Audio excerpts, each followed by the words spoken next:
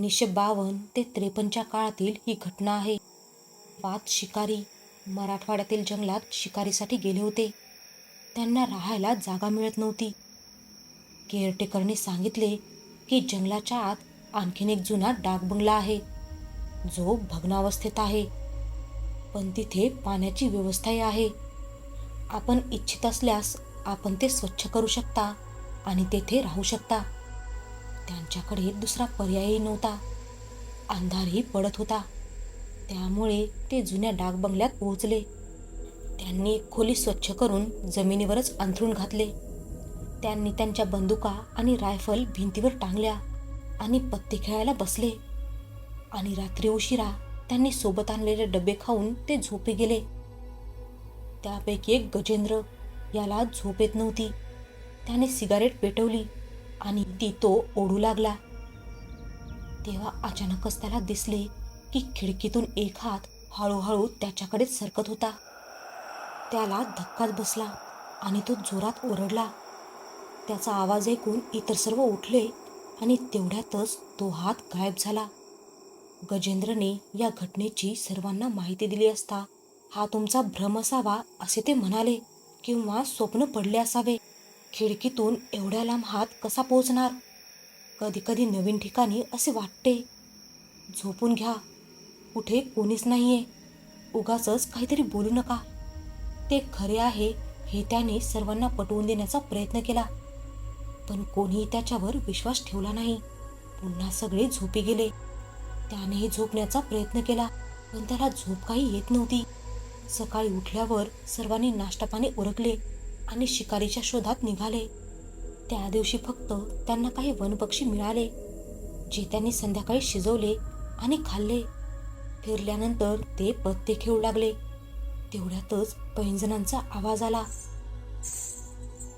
जणू कोणीतरी धावत आहे. एवढ्या रात्री जंगलात कोणती बाई धावत आहे? त्यांच्या मनात प्रश्न निर्माण झाला. त्यांनी खिडकीबाहेर पाहिले, पण त्यांना काही दिसत नव्हते. जेवण आटोपून ते सर्व शांतपणे झोपले, पण गजेंद्र यांना त्या रात्री झोप येत नव्हती. ते फक्त त्या हाताचाच विचार करत होते. आणि मग विचार करत त्यांना डुलकी लागली. काही वेळाने अचानकच त्यांनी डोळे उघडले. तेव्हा त्यांना दिसले की खिडकीतून एक हात त्यांच्या मानेपर्यंत पोहोचला होता आणि एक मुलगी खिडकीत उभी होती आणि ती हसत होती. त्यांनी आरडाओरडा केला. सगळे उठले. त्यांनी सर्वांना संपूर्ण गोष्ट सांगितली आणि म्हणाले की मी ओरडलो नसतो तर तिने माझी मान दाबली असती. सर्वजण खिडकीजवळ गेले. तेव्हा एक मुलगी जंगलाकडे जाताना दिसली. तिच्या पैंजणांचा आवाज येत होता. काहीतरी चुकतंय याची सगळ्यांनाच खात्री होती. ते सर्व बोलत बोलत आणि विचार करत त्यांना झोप लागली. दुसऱ्या दिवशी नाश्तापाणी करून ते प्रवासाला निघाले. वाटेत काही आदिवासी भेटले. त्यांनी विचारले की तुम्ही सगळे कुठले आहात आणि इकडे काय करताय? सिंहाची शिकार करायला आल्याचे शिकाऱ्यांनी सांगितले. जर आम्हाला तो सापडला नाही तर आम्ही हरणाला मारून निघून जाऊ असेही सांगितले. आदिवासींनी कुठे थांबलात अशी विचारणा केली असता ते जुन्या डाक बंगल्यामध्ये राहत आहेत असे सांगितले.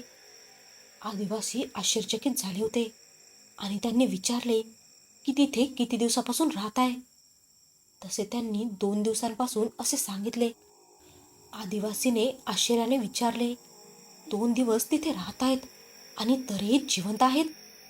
एक शिकारी म्हणाला, तुला नेमकं काय म्हणायचं आहे? अरे बाबा, तो भूताचा बंगला आहे. एका मुलीचा भटकणारा आत्मा त्या बंगल्यात राहतो. असं तिच्यासोबत कशामुळे झालं होतं? ती एका केअरटेकरची मुलगी होती.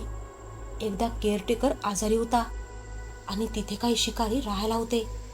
केअरटेकरच्या आजारपणामुळे त्याच्या मुलीने त्याची काळजी घेतली. त्याला अन्नपाणी द्यायला ती जायची. एके दिवशी त्या शिकाऱ्यांनी तिच्यावर जबरदस्ती केली आणि बलात्कार करून तिला मारून टाकले. तेव्हापासून हा डाक बंगला निर्जन झाला. कुणीही भरकटले आणि तिकडे गेले तर त्या मुलीच्या आत्म्याने त्याला संपवलेच. तो बंगला भूताचा अड्डा बनला आहे. तुम्ही तिथून दूर जा. राहायचेच असेल तर गावी जा असे सांगून ते आदिवासी निघून गेले. हे ऐकून सगळे शिकारी घाबरले. त्यांनी कशी तरी रात्र काढली आणि सकाळ होताच परतायची तयारी केली. पण रात्री ती मुलगी खिडकीजवळ आली होती आणि म्हणाली होती, देवाच्या कृपेने तुमचे रक्षण झाले. पुन्हा कधीही इथे येऊ नका.